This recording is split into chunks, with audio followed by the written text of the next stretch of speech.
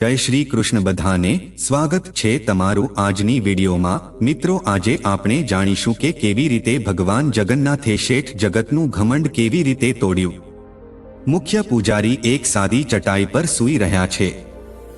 તેમના ચહેરા પર ઊંડી ચિંતાની રેખાઓ છે।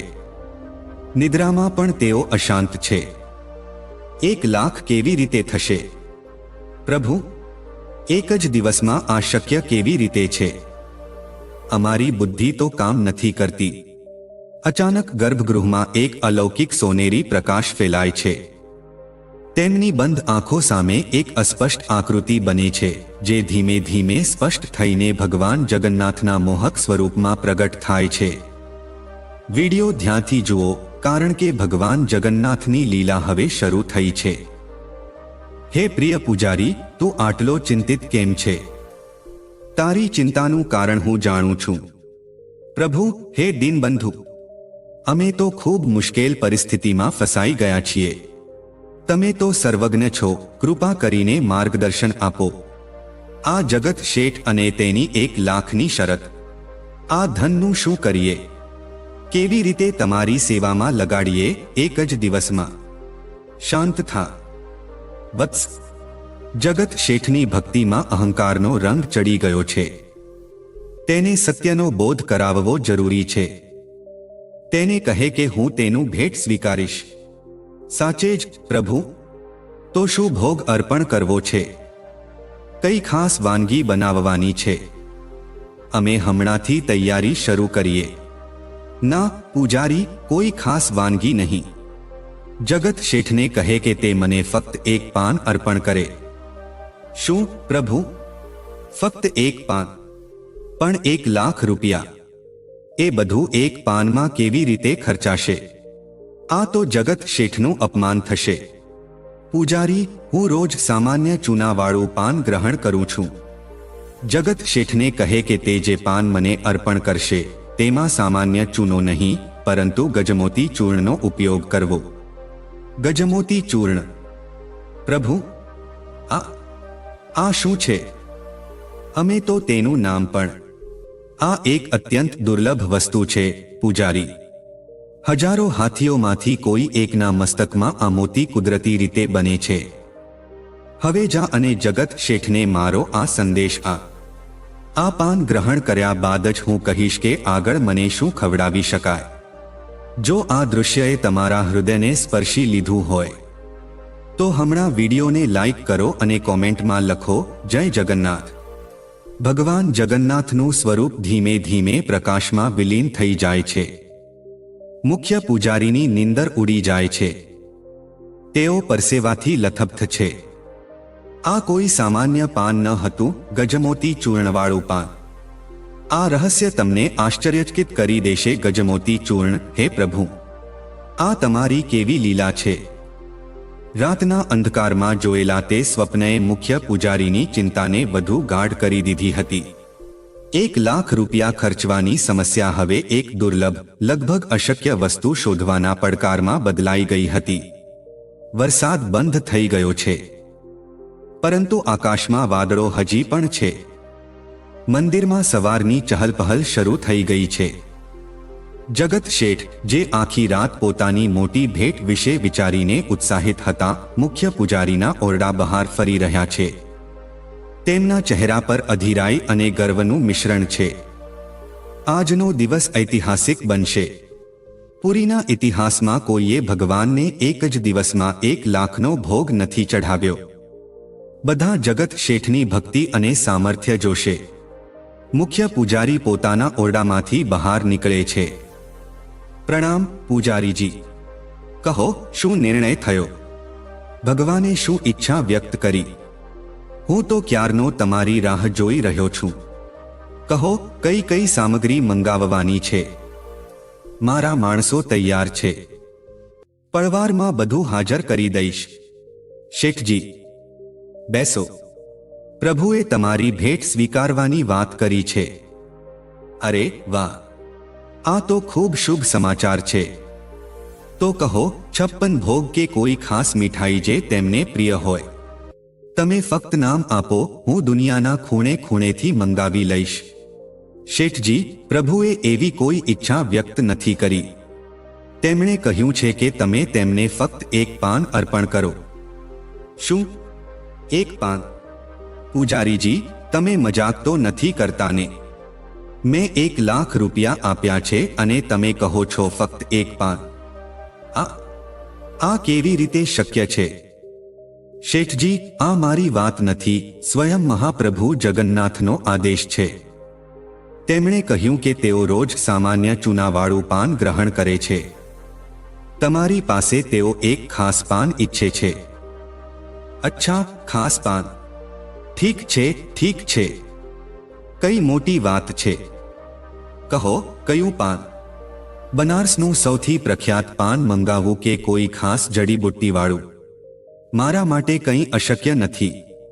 પ્રભુએ કહ્યું છે કે તે પાનમાં સામાન્ય ચૂનો નહીં, પરંતુ ગજમોતી ચૂર્ણનો ઉપયોગ થવો જોઈએ. ગજમોતી ચૂર્ણ શબ્દ સાંભળતા જ જગત શેઠના ચહેરાનો રંગ ઉડી જાય છે. તેમનો ઉત્સાહ, તેમનો ગર્વ બધું એક પળમાં ગાયબ થઈ જાય છે. ગજમોતી ચૂર્ણ? આ શું વસ્તુ છે, પૂજારીજી? મેં તો આજ સુધી તેનું નામ પણ નથી સાંભળ્યું. શેઠજી, ગજમોતી એક અત્યંત દુર્લભ રત્ન છે. કહેવાય છે કે હજારો હાથીઓમાંથી કોઈ એક ભાગ્યશાળી હાથીના મસ્તકમાં આ કુદરતી રીતે બને છે. તેને મેળવવું લગભગ અશક્ય છે અને તેનું ચૂર્ણ તો એથી પણ વધુ દુર્લભ. જગત શેઠ સ્તબ્ધ થઈ જાય છે. તેમને પોતાના કાન પર વિશ્વાસ નથી થતો. 1 લાખનો અહંકાર એક પળમાં ચૂરચૂર થઈ જાય છે. અશક્ય ગજમોતી? ભગવાનની એક સાદી વિનંતી જગત શેઠના સમગ્ર ધન અને અહંકાર પર ભારે પડી ગઈ હતી. તે જ મુસળધાર વરસાદ થઈ રહ્યો છે. પુરીના જગન્નાથ મંદિરમાં સામાન્ય દિવસોની સરખામણીએ ભક્તોની ભીડ ઘણી ઓછી છે.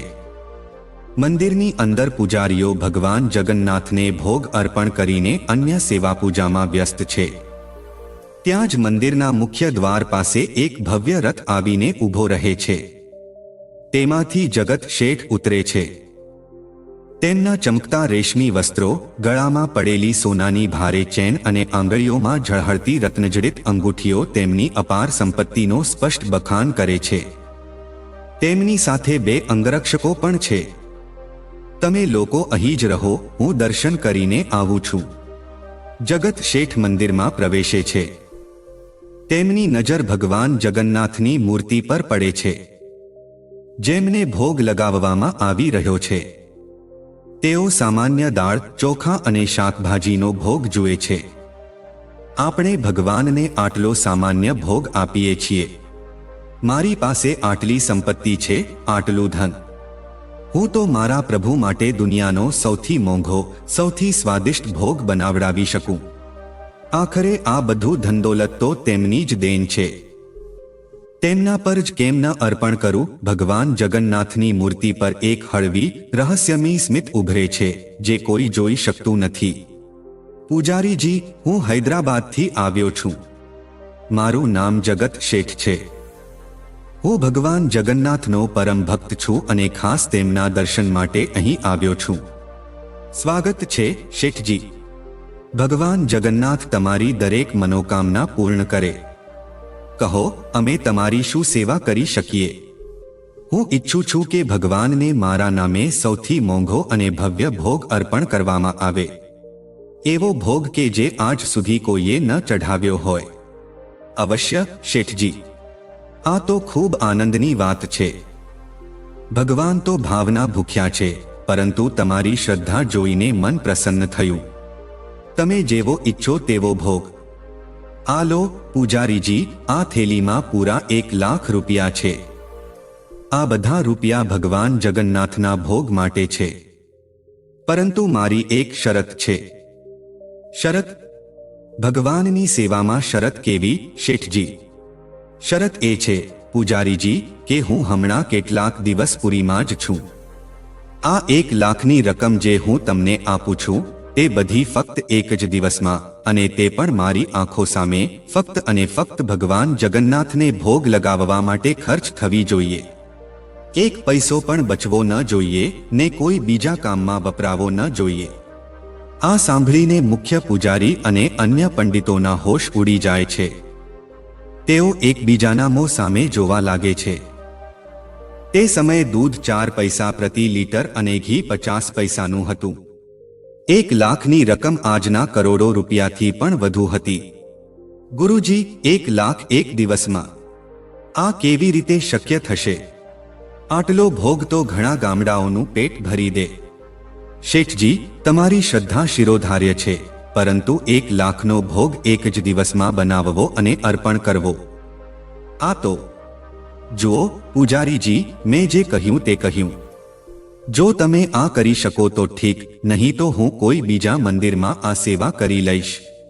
પરંતુ મારી ઈચ્છા તો અહીં મારા પ્રભુના ચરણોમાં આ કરવાની છે. ઠીક છે શેઠજી, તમારી ઈચ્છાનું માન રાખવામાં આવશે, પરંતુ આટલી મોટી રકમનો ભોગ? અમે આ બાબતે સ્વયં ભગવાન જગન્નાથને પૂછવું પડશે કે તેઓ શું ગ્રહણ કરવા ઈચ્છે છે. તેમની ઈચ્છા જ સર્વોપરી છે. ખૂબ સરસ. આથી સારું શું હોઈ શકે? હવે તો સ્વયં પ્રભુ જ પોતાની પસંદ જણાવશે. હું તેમની પસંદનો જ ભોગ બનાવડાવીશ. તમે ખબર કાઢો, હું રાહ જોઈશ. પૂજારીજી, આ ગજમોતી આ ક્યાં મળશે? કોઈ વેપારી, કોઈ સ્ત્રોત? હું ગમે તેટલું મૂલ્ય આપવા તૈયાર છું. શેઠજી, જેમ મેં કહ્યું, આ બજારમાં વેચાતી વસ્તુ નથી. આ તો પ્રભુની કૃપાથી જ કોઈ ભાગ્યશાળી હાથીમાં ઉત્પન્ન થાય છે. તેને શોધવું એ સમુદ્રમાં સોય શોધવા જેવું છે, અને પછી તેનું ચૂર્ણ બનાવવું. હે ભગવાન, હે ભગવાન, મેં શું કરી નાખ્યું? હું કેટલો મૂર્ખ છું, કેટલો પતિત! મેં મારા પ્રભુ સાથે આવું કેવું અપરાધ કર્યું? હું કેટલા ઘમંડ સાથે ભગવાનને ભોગ લગાવવા આવ્યો હતો, પરંતુ હું તો એ ભૂલી ગયો કે તેઓ તો સંપૂર્ણ ભૌતિક અને આધ્યાત્મિક બંને સૃષ્ટિના સ્વામી છે. હું તેમને શું અર્પણ કરી શકું? શું આપી શકું? મને મારી સંપત્તિનો, આ નાનકડી દોલતનો આટલો અહંકાર હતો, પરંતુ સત્ય એ છે કે હું આટલો દરિદ્ર છું, આટલો કંગાળ છું કે તેમને મારી મરજીથી એક પાન પણ અર્પણ કરવાની ક્ષમતા નથી. તેમની આંખોમાં આંસુ આવી જાય છે. એક પળમાં જગત શેઠના મનનું બધું મેલ ધોવાઈ જાય છે. ભગવાન જગન્નાથની એક નાનકડી લીલાએ તેમના ગર્વના પહાડને ચૂરચૂર કરી નાખ્યો હતો. તેમને પોતાની ભૂલનો, અહંકારનો અને પોતાની તુચ્છતાનો ભયંકર અહેસાસ થઈ રહ્યો હતો. થોડી વાર પછી જગત શેઠ પોતાના ઓરડામાંથી બહાર નીકળે છે. તેમણે પોતાના રાજસી, બહુમૂલ્ય અને દેખાડાવાળા વસ્ત્રો ઉતારી દીધા છે. તેમણે એક સામાન્ય ભક્તની જેમ સફેદ સુતરાઉ ધોતી અને હળવા કેસરી રંગનો ખાદીનો કુર્તો પહેર્યો છે. તેમના ચહેરા પર હવે શાંતિ અને નમ્રતાનો ભાવ છે. તેમના હાથમાં તે જ 1 લાખની થેલી છે. પૂજારીજી, પ્રભુ, મારા આરાધ્ય, હું અત્યંત ઘમંડ સાથે, મારી સંપત્તિના અભિમાનમાં ચૂર થઈને તમને 1 લાખનું ભોજન કરાવવાની હિંમત કરવા અહીં આવ્યો હતો. હું વિચારતો હતો કે હું તમને કંઈક આપું છું. હું કેટલો મોટો મૂર્ખ હતો. પ્રભુ, હું તો આટલો અકિંચન છું, આટલો દિનહીન છું કે તમારી ઈચ્છા વગર, તમારી કૃપા વગર હું તમને એક સામાન્ય પાન પણ અર્પણ નથી કરી શક્યો. મને, આ પાપીને માફ કરો પ્રભુ. મારા અપરાધને માફ કરો. જગત શેઠ ફૂટી ફૂટીને રડવા લાગે છે. તેમનો બધો અહંકાર આંસુઓમાં વહી જાય છે. તેઓ ભગવાનના ચરણોમાં માથું રાખીને ઘણી વાર રડતા રહે છે. ઉઠો શેઠજી, ભગવાન જગન્નાથ તો અંતર્યામી છે. તેઓ ભક્તના ભાવને જુએ છે, તેની ભેટને નહીં. તમારી આંખોના આ સાચા આંસુ કોઈ પણ મોંઘી ભેટ કરતાં ઘણા વધુ મૂલ્યવાન છે. પૂજારીજી, હું સમજી ગયો. હું બધું સમજી ગયો. પ્રભુએ મારી આંખો ખોલી દીધી. આ ધન, આ સંપત્તિ બધું વ્યર્થ છે જો મનમાં નિર્મળતા અને સાચી ભક્તિ ન હોય. શેઠજી, શું તમે જાણો છો કે ભગવાન જગન્નાથને ગર્ભગંજન પણ કહેવામાં આવે છે? ગર્ભગંજન? આનો અર્થ શું પૂજારીજી? આનો અર્થ છે ગર્વનો ગંજન કરનારા, એટલે કે અભિમાનને ચૂરચૂર કરી દેનારા.